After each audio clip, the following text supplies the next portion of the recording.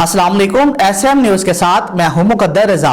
SM news studio में खुशामदीद। खबरों का सिलसिला बढ़ाते हुए खबर शामिल करते हैं लाहौर से।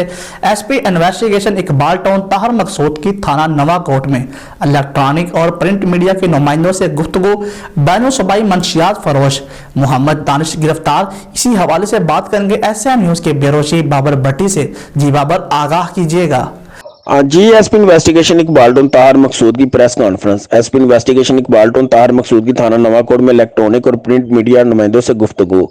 बैनुल सूबाई मंशियात फरोश मोहम्मद दानिश गिरफ्तार। लाखों रुपए मालियत की आला क्वालिटी की 60 किलो चर्स बरामद। SP investigation Iqbal town. मुलजम दानिश खैबर पख्तूनख्वा से मंशियात स्मगलिंग करके लाहौर के मुख्तलिफ इलाकों में सप्लाई करता था।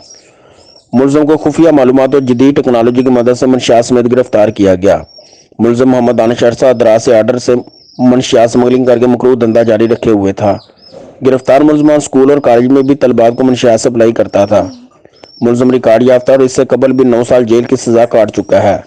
डीएसपी नवाकोट उमर फरूक बलोच और इंचार्ज इन्वेस्टिगेशन नवाकोट कमर साजिद ने कार्रवाई करते हुए मुलजम को गिरफ्तार किया।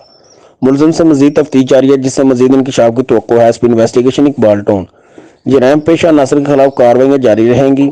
एसपी इन्वेस्टिगेशन तार मकसूद की तरफ से पेशावर मंशियात फरोशों की गिरफ्तारी नवाकोट पुलिस टीम को शाबाश। जी बहुत शुक्रिया बाबर, तफसीलात से आगाह करने के लिए। अब तक के लिए इतना ही। मजीद खबरों के लिए देखते रहिए SM न्यूज़।